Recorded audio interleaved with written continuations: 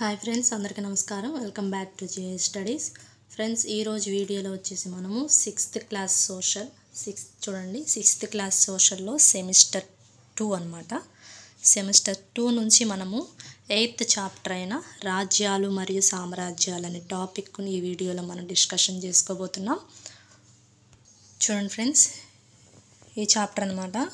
Notes అనేది ఈ chapter చదివి నోట్స్ అనేది ప్రిపేర్ చేయడం జరిగింది ఫ్రెండ్స్. గమనించాలి, మీకు ఒక్క బిట్ కూడా ఏది మిస్ అవ్వకుండా ప్రతి పాయింట్ అనేది నేను నోట్స్ అనేది ప్రిపేర్ చేయడం జరిగింది ఫ్రెండ్స్. గమనించాలి. చూడండి, మీకు ఒకసారి టెక్స్ట్ బుక్ చూపిస్తే బాగుంటుందని టెక్స్ట్ బుక్ చూపిస్తున్నాను. చూడండి ఫ్రెండ్స్, గుప్త సామ్రాజ్యంలో ఫస్ట్ ఎవరు, సెకండ్ ఎవరు, అలా గుర్తు కోసం ఇక్కడ రాసుకోవడం జరిగింది. గమనించండి ఫ్రెండ్స్. మీరు కానీ నా వీడియో ఫస్ట్ టైం చూసినట్లయితే ప్లీజ్ ఫ్రెండ్స్ లైక్ చేయండి, షేర్ చేయండి, సబ్స్క్రైబ్ చేసుకోండి నా ఛానల్ని. చూడండి ఫ్రెండ్స్, ప్రతి పాయింట్ అనేది మీకు ఇవ్వడం జరుగుతుంది ఫ్రెండ్స్ నోట్స్లో. గమనించాలి.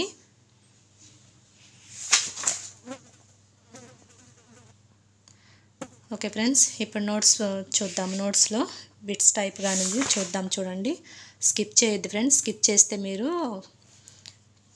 మధ్యలో బిట్స్ అనేది మిస్ అవుతారు. సో స్కిప్ చేయొద్దు. స్కిప్ చేయకుండా వీడియో అనేది ఫుల్గా చూడండి. సో ఒక 10 minutesలో మీరు ఈ చాప్టర్ అనేది నేర్చేసుకుంటారు. ఓకేనా ఫ్రెండ్స్, లేట్ చేయకుండా వీడియోలోకి వెళ్దాం. ఫ్రెండ్స్, ఇక్కడ గమనించండి, లాస్ట్లో టెక్స్ట్ బుక్ కనుక నేనెవరు కనుక్కోండి చూద్దాం అనేది ఇచ్చాడనమాట. సో ఇవి కూడా నేను లాస్ట్లో డిస్కషన్ చేసుకుందాం లాస్ట్లో. ఓకే ఫ్రెండ్స్, చూడండి, రాజ్యాలు మరియు సామ్రాజ్యాలు 6th క్లాస్ సోషల్. ఫస్ట్ వచ్చేసి మౌర్య వంశము, తర్వాత గుప్త వంశము, తర్వాత దక్షిణ భారతదేశ రాజవంశాలు. దక్షిణ భారతదేశ రాజవంశాలు ఏమేంటి అంటే శాతవాహనులు, ఇక్ష్వాకులు, పల్లవులు, చాళుక్యులు. దక్షిణ భారతదేశ రాజవంశాలు కింది వాటిలో కాని వారెవరు, అయిన వారెవరు అనడానికి అవకాశం ఉంటుంది ఫ్రెండ్స్. గమనించాలి, దక్షిణ భారతదేశ రాజవంశాలు ఎవరెవరంటే శాతవాహనులు, ఇక్ష్వాకులు, పల్లవులు, చాళుక్యులు అనమాట. ఓకే, శక్తివంతమైన రాజ్యం అంటే మగధ. శక్తిమైన రాజ్యం అంటే ఏంటంటే మగధ రాజ్యము. మగధ రాజ్యం అన్నిటికన్నా బలమైన రాజ్యము అండ్ శక్తివంతమైన రాజ్యం కూడా. ఒక రాజుచే పరిపాలించబడే భూభాగాన్ని రాజ్యం అంటారు. రాజ్యం అంటే ఏంటంటే ఒక రాజుచే పరిపాలించబడే భూభాగాన్ని రాజ్యం అంటారు. సువిశాలమైన రాజ్యాలను సామ్రాజ్యాలు అంటారు. సువిశాలమైన రాజ్యాలను ఏమంటారంటే సామ్రాజ్యాలు అంటారు. మౌర్యులు చూడండి, ఫస్ట్ వచ్చేసి మౌర్యుల్లో ఫస్ట్ చంద్రగుప్తుడు, తర్వాత బిందుసారుడు, తర్వాత అశోకుడు అనమాట. మౌర్య చంద్రగుప్తుడు కౌటిల్యుని సహాయంతో మగధ రాజ్యానికి రాజు అయ్యాడు. ఇక్కడ చూడండి ఫ్రెండ్స్, మౌర్య చంద్రగుప్తుడు ఎవరి సహాయంతో మగధ రాజ్యానికి రాజు అయ్యాడు అంటే కౌటిల్యుని సహాయంతో. గుర్తుపెట్టుకోండి.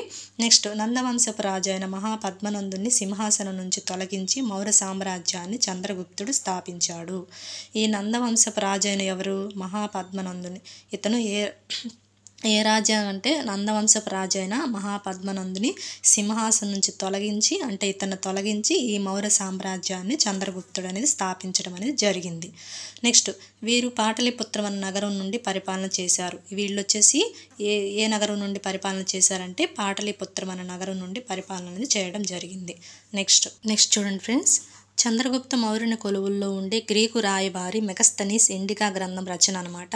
ఇది చూడండి, చంద్రగుప్త మౌర్యుని కొలువులో ఉండే గ్రీకు రాయబారి ఎవరంటే మెగస్తనీస్ అనమాట. ఇతను ఇండికా అనే గ్రంథాన్ని రచించడం అనేది జరిగింది. గుర్తుపెట్టుకోండి ఫ్రెండ్స్, చంద్రగుప్త మౌర్యుని కొలువుల్లో ఉండే గ్రీకు రాయబారి ఎవరంటే మెగస్తనీస్. ఇతను ఏ గ్రంథాన్ని రచించాడంటే ఇండికా అనే గ్రంథాన్ని రచించడం జరిగింది. నెక్స్ట్, మౌర్యుల కాల పరిస్థితులు, వారి పరిపాలన గురించి తెలుసుకోవడానికి ఒక ఆధార గ్రంథం ఏదంటే ఇండికా గ్రంథం.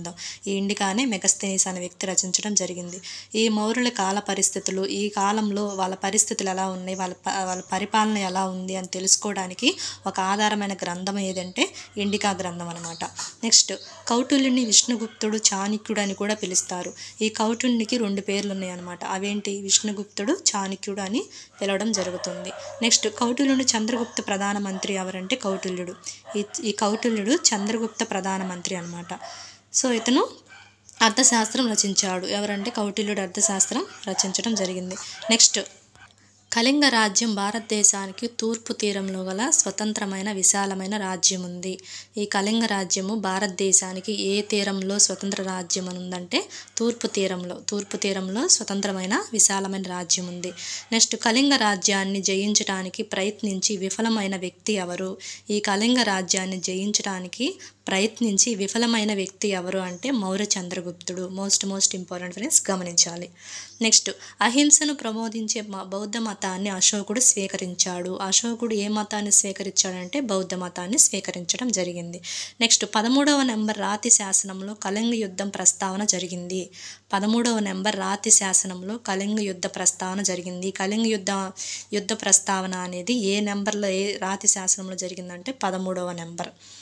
ధర్మము అనే పదాన్ని ప్రాకృత భాషలో దమ్మము అంటారు. అంతే కదా ఫ్రెండ్స్, మనకు తెలుగులో ఉన్నాయి కదా ప్రకృతి వికృతులు, సేమ్ అదే అనమాట, ధర్మము దమ్మము.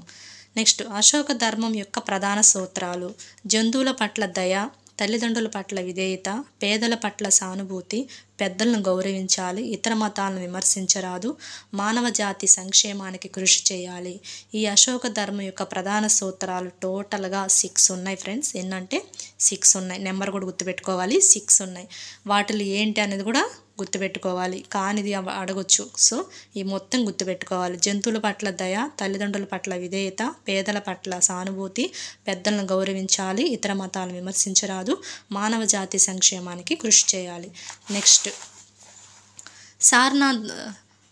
సార్నాథ్లోని అశోకుని శిలాస్తంభంలోని 4 సింహాల గుర్తును భారత ప్రభుత్వం అధికార జాతీయ చిహ్నంగా స్వీకరించింది. ఈ సార్నాథ్లోని అశోకుని శిలాస్తంభం 4 సింహాలు ఉన్నాయి కదా, వాటిని మన భారత ప్రభుత్వం అధికారంగా జాతీయ చిహ్నంగా స్వీకరించింది. నెక్స్ట్, ఒక దేశం యొక్క అధికారికంగా చిహ్నం ఏదంటే జాతీయ చిహ్నం. జాతీయ చిహ్నం అనేది సార్వభౌమ అధికారానికి తెలియజేస్తుంది.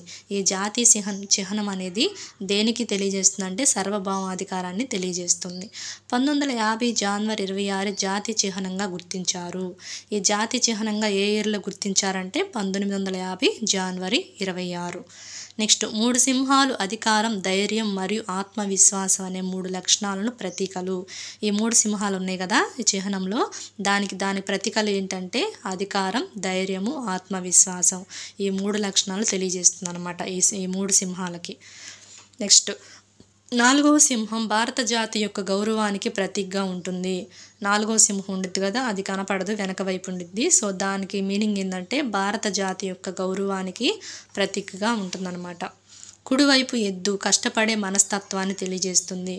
మీకు పిక్చర్ చూపిస్తాను ఫ్రెండ్స్, చూడండి ఫ్రెండ్స్. ఇది ఈ జాతి చిహ్నంగా 1950 జనవరి 26 అనేది రావడం జరిగింది కదా. సో 3 సింహాలు పై కనపడతాయి కదా, ఇవి 3 సింహాలు కనపడతాయి. ఇది అధికారం, ధైర్యం, ఆత్మవిశ్వాసం అనేది ఈ 3 సింహాల లక్షణాలు అనమాట. నెక్స్ట్, 4వ సింహం ఉండిద్ది కదా, అది వెనక వైపు ఉండిద్ది అని చెప్పాను కదా. 4వ సింహం ఏంటంటే భారత జాతి యొక్క గౌరవానికి ప్రతీక అనమాట ఇది. నెక్స్ట్ చూడండి, కుడివైపున ఎద్దు ఉంది కదా, ఇదిగోండి ఎద్దు. ఈ కుడివైపున ఎద్దు ఉంటే ఎడం వైపు వచ్చేసి గుర్రం ఉంటుంది. ఎద్దు అనేది దేనికి సింబాలిక్గా చెప్పుకుంటామంటే కష్టపడే మనస్తత్వాన్ని తెలియజేస్తుంది అనమాట. ఈ ఎద్దు అనేది సింబాలిక్గా దేన్ని సూచిస్తుందంటే కష్టపడే మనస్తత్వాన్ని సూచిస్తుంది. అదేవిధంగా అశ్వం అంటే గుర్రం, మనం ఆల్రెడీ తెలుగులో నేర్చుకునే ఉంటాం. ఈ గుర్రం వేగాన్ని, శక్తిని తెలియజేస్తుంది. ఈ గుర్రం అనేది వేగాన్ని, శక్తిని తెలియజేస్తుంది. సో ఇది గుర్తుపెట్టుకోండి ఫ్రెండ్స్. అబాకస్ దిగువన సత్యం జయిస్తుందండి, ఇది సత్యమే జయిస్తుందని లిఖించబడి ఉంటుంది కదా, ఇది మండకోపనిషత్తు నుంచి గ్రహించబడింది. ఈ సత్యమేవ జయితే అనేది ఈ పేర్లు అనేది మండకోపనిషత్తు నుంచి గ్రహించడం అనేది జరిగింది. ఇది ఫ్రెండ్స్ బాగా గుర్తుపెట్టుకోండి. మీకు పిక్చరు మీ మైండ్లో ఉంటే ఆటోమేటిక్గా మీకు ఇవన్నీ వచ్చేస్తాయి. ఓకేనా ఫ్రెండ్స్, అర్థమవుతుంది అనుకుంటున్నాను. నెక్స్ట్ చూడండి, ఎడం వైపు గుర్రం, వేగం మరియు శక్తి చెప్పుకున్నాం. ఈ సత్యమేవ జయతే అనేది మండకోపనిషత్తు నుంచి గ్రహించబడిందని ఆల్రెడీ చెప్పుకున్నాం. నెక్స్ట్, నీరు, ఆహారం పవిత్రమైనవి. అశోకుడు ఒక బౌద్ధ సన్యాసి ద్వారా తెలుసుకున్నాడు. ఈ నీరు, ఆహారం పవిత్రమైనవి అని అశోకుడు ఎవరి ద్వారా తెలుసుకున్నాడు? ఎవరి ద్వారా అంటే బౌద్ధ సన్యాసి ద్వారా తెలుసుకున్నాడు, గుర్తుపెట్టుకోండి. నెక్స్ట్, ప్రజలకు మంచి నీటి సౌకర్యం కోసం బావులు త్రవ్వించిన వారు ఎవరు అంటే అశోకుడు. ప్రజలకు మంచి నీటి సౌకర్యం కోసం బావులు తవ్వించిన వారు ఎవరు ఎవరంటే అశోకుడు. వైద్యశాలలు కూడా ఏర్పాటు చేయడం జరిగింది ఇతను, గమనించాలి. బావులను మంచినీటి కోసం బావులను త్రవ్వించాడు. ఎట్ ద సేమ్ టైం వైద్యశాలలు, హాస్పిటల్స్ కూడా ఏర్పాటు చేయడం అనేది జరిగింది. ఎవరంటే అశోకుడు. నెక్స్ట్ మౌర్య సామ్రాజ్యం అశోకుని తర్వాత పతనమైంది. ఈ మౌర్య సామ్రాజ్యం అనేది ఎవరితో పతనమైందంటే అశోకునితో పతనమైంది. ఈ అశోకుని తర్వాత ఈ మౌర్య సామ్రాజ్యం అనేది పతనమైపోయింది. నెక్స్ట్ గుప్తులు. ఈ గుప్తుల యుగాన్ని స్వర్ణయుగం అని కూడా అంటారు. ఈ గుప్తుల కాలాన్ని ఏమంటారంటే స్వర్ణయుగం అంటారు. మోస్ట్ ఇంపార్టెంట్, ఇది ఆల్రెడీ ప్రీవియస్ బిట్ అనమాట. గుప్తుల కాలాన్ని ఏ యుగం అంటారంటే స్వర్ణయుగం అంటారు. నెక్స్ట్ చూడండి, గుప్త వంశరాజుల్లో మొదటి చంద్రగుప్తుడు ప్రసిద్ధి చెందినవాడు. గుప్త వంశరాజుల్లో ప్రసిద్ధి చెందినవాడు అని అడిగాడు, గుర్తుపెట్టుకోండి, మొదటి చంద్రగుప్తుడు. మౌర్యుల రాజధాని అయిన పాటలీపుత్రం నుంచే ఈ గుప్తులు కూడా పరిపాలన చేశారు. మనందా చెప్పుకున్నాం కదా, మౌర్యుల రాజధాని ఏది? పాటలీపుత్రం. ఈ మౌర్యుల రాజధాని పాటలీపుత్రం నుంచే వీళ్ళు కూడా పరిపాలన చేయడం జరిగింది. ఎవరు? గుప్తులు. నెక్స్ట్ గుప్త సామ్రాజ్యం చూడండి. గుప్త సామ్రాజ్యంలో మొదటి వాడు వచ్చేసి మొదటి చంద్రగుప్తుడు, తర్వాత సముద్రగుప్తుడు వస్తాడు, తర్వాత రెండవ చంద్రగుప్తుడు వస్తాడు. మొదటి చంద్రగుప్తుడు, సముద్రగుప్తుడు, రెండవ చంద్రగుప్తుడు. 1, 2, 3 గుర్తుపెట్టుకోండి, ఇది ఆర్డర్ ఇంపార్టెంట్. నెక్స్ట్ సముద్రగుప్తుడి కాలంలో ఉత్తర భారతదేశం అంతటా విస్తరించింది. ఈ సముద్రగుప్తుడి కాలంలో ఉత్తర భారతదేశం అంతటా విస్తరించింది. అపజయమే ఎరుగని గొప్ప విజేత ఎవరంటే సముద్రగుప్తుడు. ఈ సముద్రగుప్తుడు అపజయమే ఎరుగని గొప్ప విజేత, అసలు ఓటమి అంటూ ఇతనికి ఏమీ ఉండదన్నమాట. సో ఎవరు అంటే సముద్రగుప్తుడు. పశ్చిమ భారతదేశంలోని శకరాజులను రెండవ చంద్రగుప్తుడు జయించగలిగాడు. ఈ పశ్చిమ భారతదేశంలోని శకరాజులు ఉన్నారు కదా, వాళ్ళని ఎవరిని జయించగలిగాడంటే రెండవ చంద్రగుప్తుడు జయించగలిగాడు. రెండవ చంద్రగుప్తుడు అంటే ఎవరంటే మూడోవాడు అనమాట. నెక్స్ట్ ఉత్తర భారతదేశంలో 9 మంది ప్రముఖ రాజులను ఓడించిన వారు ఎవరంటే సముద్రగుప్తుడు. చెప్పాను కదా, ఇతనికి అసలు ఓటమి అంటే ఉండదు సముద్రగుప్తుడికి. సో ఉత్తర భారతదేశంలో ఎంతమందిని ప్రముఖ రాజులను ఓడించాడంటే 9 మంది. మనకి ఇక్కడ నెంబర్ కూడా ఇంపార్టెంట్ ఫ్రెండ్స్, గమనించాలి. ఎంతమందిని ఓడించాడు అంటే 9 మందిని ఓడించాడు అనమాట. ఎవరు? సముద్రగుప్తుడు. దక్షిణ 12 మంది రాజులను ఓడించి తమిళనాడులోని కంచి వరకు చైత్రయాత్ర కొనసాగించిన వాడు ఎవరంటే సముద్రగుప్తుడు. 12 మంది రాజులను ఓడించి తమిళనాడులోని కంచి వరకు చైత్రయాత్ర కొనసాగిన వారు ఎవరంటే సముద్రగుప్తుడు. నెక్స్ట్ గుప్తుల కాలంలో రాయబడిన గ్రంథాలు ఏంటంటే సరస్వతం, గణితం, వైద్యశాస్త్రం మరియు ఖగోళ శాస్త్రం. ఇది గుప్తుల కాలంలో రాయబడిన గ్రంథాలు అన్నమాట. మోస్ట్ ఇంపార్టెంట్, గుర్తుపెట్టుకోండి. గుప్తుల కాలంలో రాయబడిన గ్రంథాలు ఏంటి అంటే సరస్వతం, గణితం, వైద్యశాస్త్రం మరియు ఖగోళ శాస్త్రంలో. నెక్స్ట్ రెండవ చంద్రగుప్తుని కొలువుల్లో 9 మంది నవరత్నాలు కలరు. ఈ 9 నవరత్నాలు ఉన్నారు కదా, ఇది ఎవరి కొలువులా అంటే రెండవ చంద్రగుప్తుని కొలువులు అనమాట. ఈ రెండవ గుప్తుని కొలువుల్లో 9 మంది నవరత్నాలు ఉన్నారు. వాళ్ళ పేర్లు కూడా మోస్ట్ ఇంపార్టెంట్ ఫ్రెండ్స్, గమనించాలి. చూడండి వాళ్ళ నేమ్స్ చూడండి. నవరత్నాల్లో కాళిదాసు ప్రసిద్ధ కవి. ఈ 9 మందిలో బాగా ప్రసిద్ధి చెందింది ఎవరంటే కాళిదాసు అనమాట. చూడండి, కాళిదాసు సంస్కృత కవి, రచయిత. అమరసింహుడు నిఘంటుకర్త. శంకు భవన నిర్మాణ ఇంజనీరు. మీకు శంకు అనగానే శంకుస్థాపన అలా గుర్తుపెట్టుకోండి, భవన నిర్మాణ ఇంజనీరింగ్ అనమాట. ధన్వంతరి ఫిజిషియన్, ఆయుర్వేద వైద్యుడు. ఇవి కూడా మోస్ట్ ఇంపార్టెంట్. వీళ్ళ వృత్తి కూడా మనం గుర్తుపెట్టుకోవాలి ఫ్రెండ్స్, ఎవరెవరు ఏంటి అనేది కూడా గుర్తుపెట్టుకోవాలి. నెక్స్ట్ శేపకుడు వచ్చేసి జ్యోతిష శాస్త్రవేత్త. నెక్స్ట్ ఘటకర్షకుడు వచ్చేసి సంస్కృత కవి, రచయిత కవి. బేతాళ భట్టు వచ్చేసి మంత్రశాస్త్ర కోవిదుడు.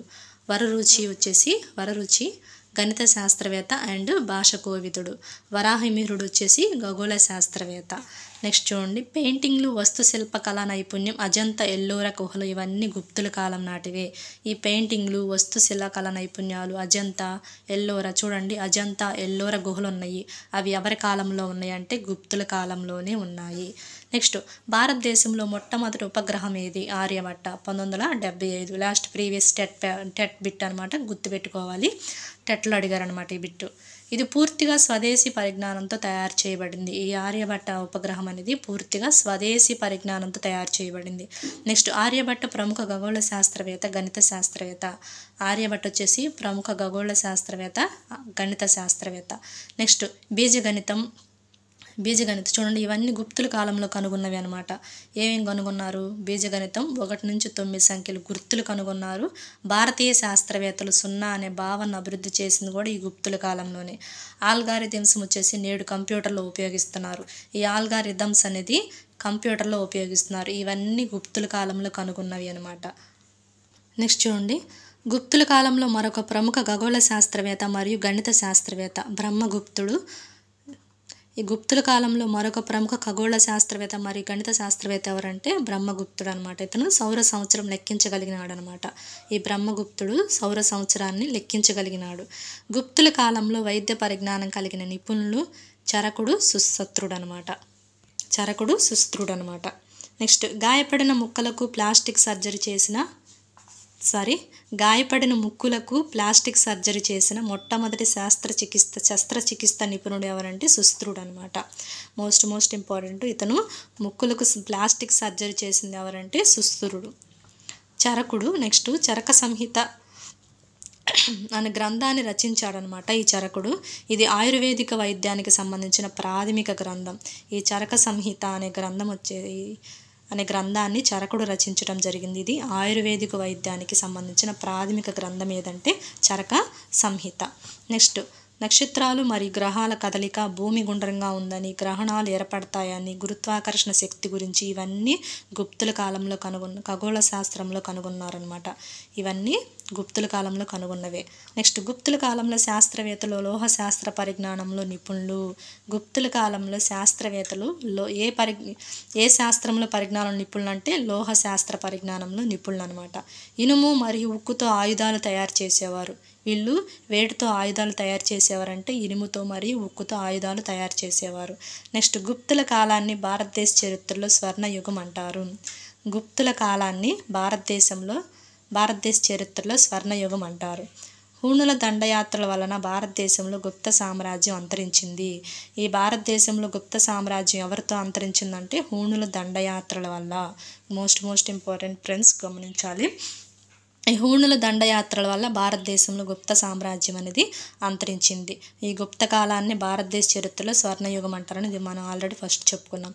ఇది ఫ్రెండ్స్ ఈ వీడియో. నెక్స్ట్ వీడియోలో మనము దక్షిణ భారతదేశ రాజ్యాలైన శాతవాహనులు, చూడండి ఇది ఇక్షకుల గురించి, పల్లవుల గురించి అనేది నెక్స్ట్ వీడియోలో డిస్కషన్ చేసుకుందాం. వీడియోలు ఎంత అవుతుంది కాబట్టి. ఓకే ఫ్రెండ్స్, నా వీడియో కానీ మీకు నచ్చినట్లయితే ప్లీజ్ లైక్ చేయండి, షేర్ చేయండి, సబ్స్క్రైబ్ చేసుకోండి. Thank you friends.